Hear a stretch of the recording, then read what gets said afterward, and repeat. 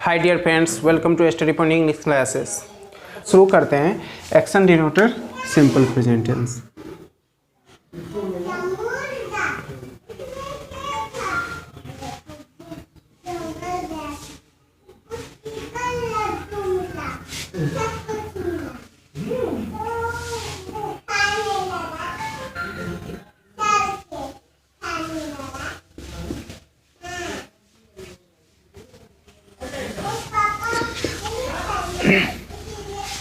Action denoter simple present tense का हिंदी होता है कार्य सूचक सामान्य वर्तमान काल। तो दोस्तों, इसके बारे में हम लोग चर्चा करने से पहले इसका डेफिनेशन दे देते हैं और इसके बारे में हम लोग जानने की कोशिश करते हैं। तो इसका हम डेफिनेशन ऐसे बोलते हैं, simple present tense which denotes action is called action denoter simple present tense. तो इसको हम राइट डाउन करेंगे, लिखेंगे a simple present tense which denotes action is called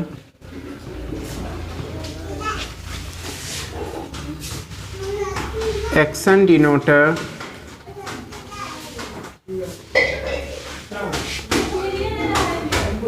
simple present tense.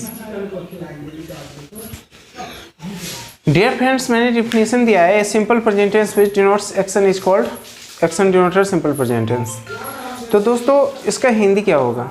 वैसा सामान्य वर्तमान काल जिससे कार्य का बोध होता है उसे action denoter simple present tense कहते हैं। ओके, तो देखिए, इससे काम का बोध होता है। ओके, तो action denoter simple present tense को दो रूप में बांटा गया है। तो देखेंगे ये कितने रूप में बांटा गया। तो अभी हम चर्चा करेंगे कि action denoter simple present tense को दो रूप में बांटा गया। तो हम इसको लिख सकते हैं, there are two form of action denoter simple present tense. There are two forms of action denoter simple present tense. Action denoter simple present tense को दो रूप में बांटा गया। पहला है एक्टिव फॉर्म और दूसरा है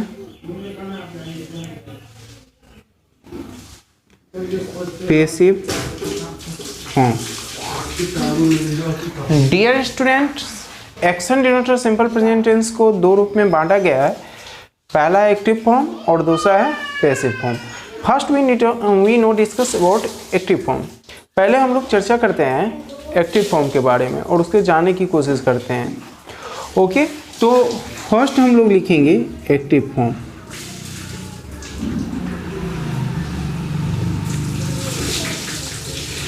एक्टिव फॉर्म, देखिए active form action denoter simple present tense के एक्टिव फॉर्म को आप पहचान कैसे करेंगे, इसके बारे में फर्स्ट हम डिस्कस करते हैं। देखिए, identification of active form of action denoter simple present tense. Action denoter simple present tense के एक्टिव फॉर्म का पहचान है, किसी भी हिंदी वाक्य के अंत में अगर आपको मिल जाए ता, ते, ती प्लस है, हैं, हो और हूँ। अगर किसी भी हिंदी वाक्य के अंत में मिल जाए ता, ते, ती प्लस है, हैं, हो, हूँ, तो उसे हम action denoter simple present tense के एक्टिव फॉर्म के अंतर्गत रखते हैं। ओके, अब देखिए, ये तो हो गई उसका आइडेंटिफिकेशन। तो जब आइडेंटिफिकेशन आपको मिल गई है तो आप ऐसे वाक्यों की ट्रांसलेशन कैसे करेंगे, तो उसका हम स्ट्रक्चर पर चर्चा कर देंगे। तो देखिए, कोई भी सेंटेंस के स्ट्रक्चर 5 रूपों में व्यक्त किया गया है। There are 5 types of structure active form. यहाँ एक्टिव फॉर्म के 5 स्ट्रक्चर हैं। तो हम बारी बारी से सभी स्ट्रक्चर का आज डिस्कस करेंगे और जानने की कोशिश करते हैं। तो दोस्तों पहला स्ट्रक्चर है इसका अफर्मेटिव सेंटेंस। तो अब हम लोग चर्चा करेंगे अफर्मेटिव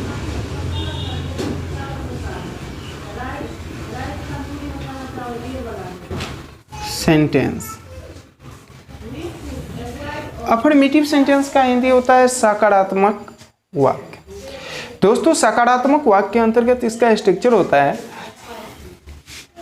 सब्जेक्ट प्लस V1 या V5 plus object plus complement plus full stop. ये अफर्मेटिव सेंटेंस का क्या है स्ट्रक्चर है। डियर फ्रेंड्स V1 और V5 कहाँ प्रयोग होता है, आप स्पोकन क्लास के प्लेलिस्ट में जाके टाइम एंड टेंस देख सकते हैं और उसमें मैंने बहुत अच्छी ढंग से समझाया हुआ है, तो वहाँ जाके आप देख लीजिए। वैसे मैं आपको ये बता दूँ V1 का प्रयोग प्लूरल सब्जेक्ट के साथ होता है और V5 का प्रयोग सिंगुलर सब्जेक्ट के साथ होता है। जैसे प्लूरल सब्जेक्ट के अंतर्गत आता है जिसके साथ V1 का प्रयोग होता है आई वी यू दे और प्लूरल नाउन, इसके साथ V1 का प्रयोग करिएगा। और सिंगुलर सब्जेक्ट के अंतर्गत आता है ही सी इट और सिंगुलर नाउन, इसके साथ आप V5 का प्रयोग करिएगा। देखिए V5 कैसे बनता है। V5 बहुत आसान है। V5 जो होता है V1 में जब हम S या ES जोड़ देते हैं तो वो V5 बन जाता है। यानी इससे ये पता चलता है कि मेन वर्ब जो होता है ना वो शुरू से प्लूरल में होता है यानी V1 में होता है, और जब उसके अंत में S या ES जोड़ते हैं तो वो क्या हो जाता है, सिंगुलर हो जाता है। तो मैं ऐसा करता हूँ कि आप लोग V1 और V5 समझ गए होंगे। अब दोस्तों हम चलते हैं इसमें कुछ ट्रांसलेशन पर चर्चा करते हैं। जैसे हम बोलते हैं वे लोग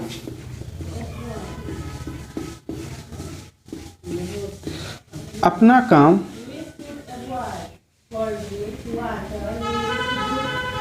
करते हैं। दोस्तों मैंने यहाँ देखिए मैंने लिखा वे लोग अपना काम करते हैं, तो यहाँ आइडेंटिफिकेशन क्या है, देखिए ते प्लस हैं यानी ये एक्टिव फॉर्म में है और ये अफर्मेटिव सेंटेंस है क्योंकि इसमें कहीं निगेटिव वर्ड नहीं लगा हुआ है। तो दोस्तों जब कहीं निगेटिव वर्ड नहीं लगा हुआ है और ये अफर्मेटिव सेंटेंस है तो इसका स्ट्रक्चर यहाँ है। सब्जेक्ट देखिए वे लोग का अंग्रेजी क्या होता है दे। अब यहाँ देखिए दे सिंगुलर है या प्लूरल है, तो प्लूरल के साथ हम V1 का प्रयोग करते हैं। अब करना का अंग्रेजी डू होता है, तो डू V1 ही है, तो हम यहाँ लिखेंगे डू। अब देखिए दी के लिए अपना अगर किसी वाक्य में लगा रहता है तो सब्जेक्ट का पॉसेसिव केस होता है, तो दे का पॉसेसिव केस देयर होता है, तो यहाँ अपना का अंग्रेजी देयर होगा, अब काम का अंग्रेजी वर्क होगा। हो गया, वे लोग अपना काम करते हैं, दे डू देयर वर्क। अगर हम कहते हैं वह पढ़ती है, वह पढ़ती है, तो दोस्तों यहाँ देखिए हम लिखे वह पढ़ती है, तो यहाँ वह लड़की है, लड़की के लिए वह का अंग्रेजी क्या होता है सी होता है। अब देखिए सी क्या है सिंगुलर है और सिंगुलर के साथ V1 का प्रयोग होता है या V5 का, तो दोस्तों V5 का प्रयोग होता है। पढ़ना का अंग्रेजी रीड होता है, तो ये हो गया आपका V1 और जब हम इसमें S जोड़ देते तो ये हो जाता है V5, यानी वह पढ़ती है का अंग्रेजी क्या हो गया सी रीड्स। तो दोस्तों अगर आप एक स्ट्रक्चर याद रखेंगे तो आप आसानी से क्या कर सकते हो बना सकते हो। अब चलिए हम नेक्स्ट स्ट्रक्चर पर चलते हैं निगेटिव सेंटेंस, यानी अब हम इसके दूसरे स्ट्रक्चर पर चलते हैं। चलिए मैं इसको अब क्या कर देता हूँ मिटा देता हूँ। चलिए अब दूसरा स्ट्रक्चर हम चर्चा करते हैं।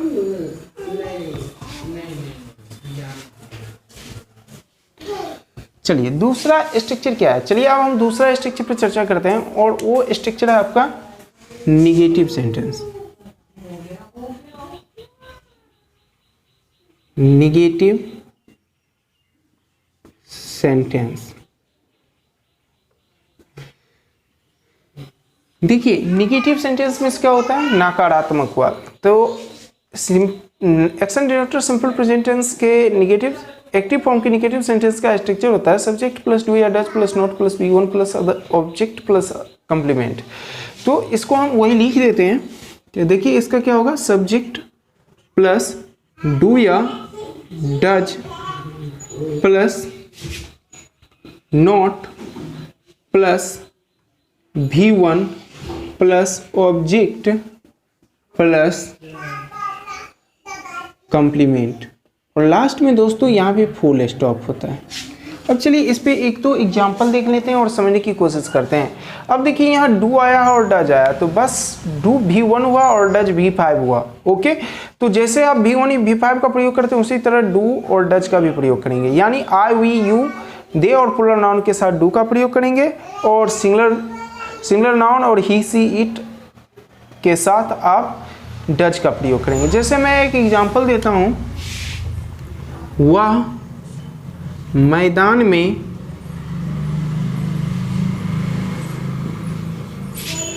क्रिकेट नहीं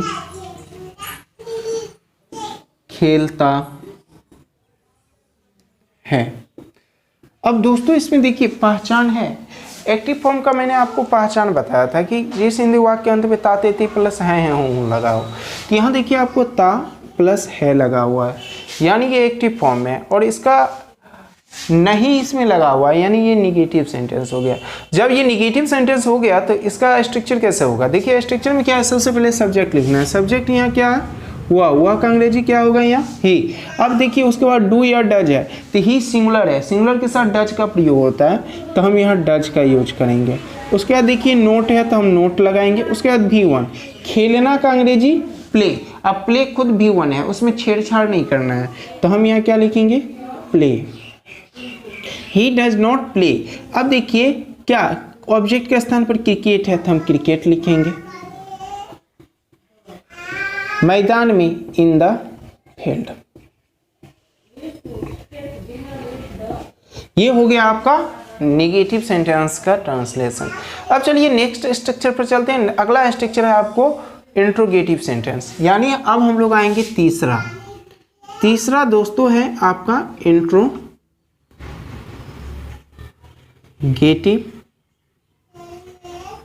सेंटेंस। इंट्रोगेटिव सेंटेंस मतलब होता है प्रश्नवाचक वाक्य, और इसका पहचान क्या होता है कि शुरू में क्या लगा रहता है।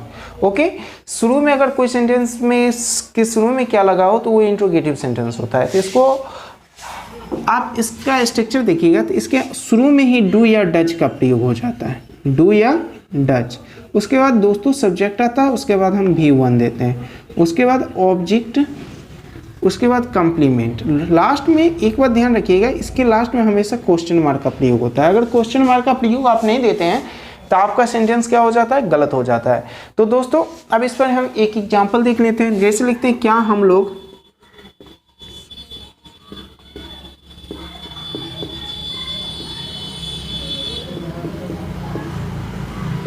गरीबों को मदद करते हैं। देखिए दोस्तों यहाँ आपका पहचान क्या मिला, लास्ट में ते प्लस है और शुरू में क्या मिल गया, तो ये आपका इंट्रोगेटिव सेंटेंस है। इंट्रोगेटिव सेंटेंस का स्ट्रक्चर क्या होता है, डू या does plus subject plus V1 plus object plus complement. तो अब यहाँ देखिए डू लगेगा या डज लगेगा, तो सब्जेक्ट यहाँ देखिए हम लोग का अंग्रेजी क्या होता है, वी। वी प्लूरल है और प्लूरल के साथ क्या लगता है, डू, तो हम यहाँ लगाएंगे डू वी। उसके बाद V1, तो V1 यहाँ क्या हो जाएगा, हेल्प, मदद करना, हेल्प। अब के ऑब्जेक्ट के स्थान पर है गरीबों, तो गरीबों का क्या होगा, द पुअर। पुअर के पीछे जब हम द लगाते हैं तो वो प्लूरल कंटेबल नाउन की तरह यूज होने लगता है। और लास्ट में हम क्या देंगे, question, do we help the poor. आपका ट्रांसलेशन बन गया। अब चलिए हम नेक्स्ट स्ट्रक्चर पर चलते हैं। अगला स्ट्रक्चर आपका चौथा नंबर है। चौथा स्ट्रक्चर है आपका interrogative negative sentence. Interrogative negative sentence. अब दोस्तों हम चर्चा करेंगे इंट्रोगेटिव नेगेटिव सेंटेंस पे। देखिए दोस्तों बहुत ही आसान है इंट्रोगेटिव नेगेटिव सेंटेंस, बस इंट्रोगेटिव सेंटेंस की तरह इसका स्ट्रक्चर होता है। तो शुरू में इंट्रोगेटिव नेगेटिव की तरह डू या डज का हम प्रयोग करेंगे, उसके बाद सब्जेक्ट आएगा, और उसके बाद V1 के स्थान पर यहाँ नोट आ जाता है और उसके बाद V1 का प्रयोग हम करेंगे। उसके बाद हम ऑब्जेक्ट, उसके बाद हम कम्प्लीमेंट का यूज करेंगे और लास्ट में हम क्वेश्चन मार्क का प्रयोग करेंगे। इस पे चलिए दोस्तों एक हम ट्रांसलेशन देख लेते हैं। कहते हैं, लिखते हैं जैसे क्या राम उसे नहीं बुलाता है। तो लास्ट में देखिए इसमें पहचान क्या है, देखिए शुरू में क्या आ गया, बीच में नहीं आ गया, लास्ट में ता प्लस है। यानी ये action denoter simple present tense के एक्टिव फॉर्म का ये इंट्रोगेटिव नेगेटिव सेंटेंस का वाक्य है। तो दोस्तों उसके स्ट्रक्चर पर हम ले जाएंगे और बनाने की कोशिश करेंगे। तो देखिएगा शुरू में क्या लगा हुआ है, तो अब यहाँ ये लगता है कि डू लगाएं या डज। तो राम देखिए सिंगुलर है तो हम क्या प्रयोग करेंगे, डज। उसके बाद लिखेंगे राम, निगेटिव है तो नोट लगेगा। उसके बाद देखिए V1 बुलाना का अंग्रेजी क्या होता है, कॉल। उसके बाद उसी का अंग्रेजी यहाँ हिम होगा और लास्ट में क्वेश्चन मार्क। तो डियर फ्रेंड्स आपका ये हो गया इंट्रोगेटिव निगेटिव। तो हम चलिए अब हम नेक्स्ट स्ट्रक्चर पर चलते हैं और नेक्स्ट स्ट्रक्चर है WH क्वेश्चन, 5वां और लास्ट।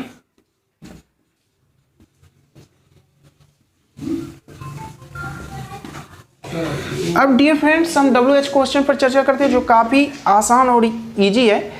बस इसमें आपको इंट्रोगेटिव नेगेटिव सेंटेंस का जो मैंने अभी स्ट्रक्चर लगाया उसी को याद रखिएगा, लेकिन उसके पहले हम WH वर्ड का यूज करते हैं। तो शुरू में हम क्या लिखेंगे, WH वर्ड प्लस सब्जेक्ट। उसके बाद आप देखिए इसमें नोट आएगा भी नहीं आएगा, आएगा तो लगा दीजिएगा, नहीं आएगा तो नहीं लगाए, इसलिए मैं इसको ब्रैकेट में घेर दिया।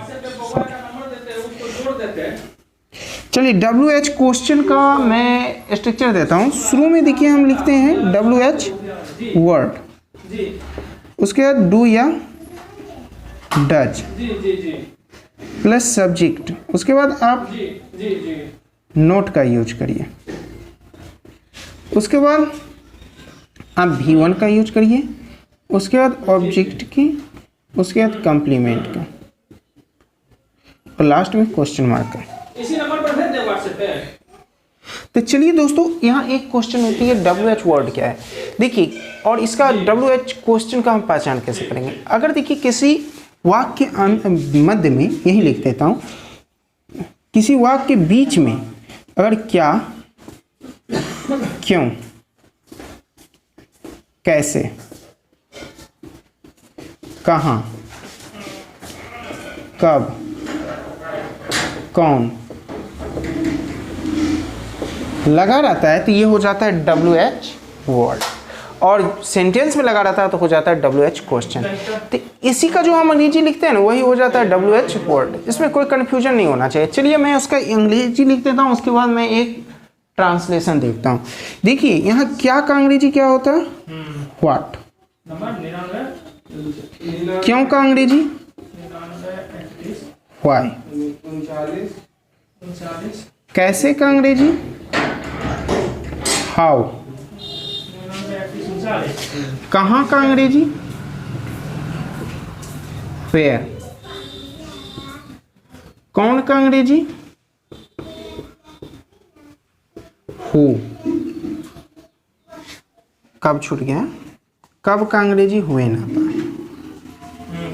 चलिए तो ये आपको दोस्तों क्या हो गया WH वर्ड। अब इस पे हम एक ट्रांसलेशन देख लेते हैं और बनाने के, जैसे हम बोलते हैं वह क्यों नहीं पढ़ता है। तो देखिए बहुत ही आसान है, वह क्यों नहीं पढ़ता है। तो यहाँ क्यों मिल गया, क्या मिल गया, क्यों। तो क्यों बीच में मिला इसलिए ये WH क्वेश्चन है। WH क्वेश्चन का स्ट्रक्चर है, पहले WH वर्ड लिखिए। तो यहाँ क्यों का अंग्रेजी व्हाई होगा। अब उसके बाद देखिए डू या डज का प्रयोग करना है। तो यहाँ डू लगेगा, डज वो सब्जेक्ट पर निर्भर करता है। तो वह का अंग्रेजी ही के साथ डज का प्रयोग होता है, तो हम लगाएंगे डज। उसके बाद सब्जेक्ट है वह का अंग्रेजी ही, नहीं भी लगा हुआ है तो नोट लगा दीजिए। अब पढ़ना का अंग्रेजी रीड, लास्ट में हम किसका प्रयोग करेंगे, क्वेश्चन मार्क। तो दोस्तों आपका यहाँ क्या हो गया action denoter simple present tense का एक्टिव फॉर्म आज समाप्त हो गया। मैं आशा करता हूं कि आज का क्लास आप लोग को काफ़ी अच्छा लगा होगा। अगर अच्छा लगा है तो लाइक कर लीजिए और आप अपनी कॉपी में इसे नोट जरूर कर लीजिए या वीडियो को डाउनलोड कर लीजिए। आपको फ्यूचर में बहुत सारे फ़ायदा करेगा। और मैं आपको ये भी कहना चाहूँगा कि जो मेरे नए व्यूअर हैं, आप मेरे चैनल को सब्सक्राइब कर लीजिए। धन्यवाद। फिर कल मिलते हैं।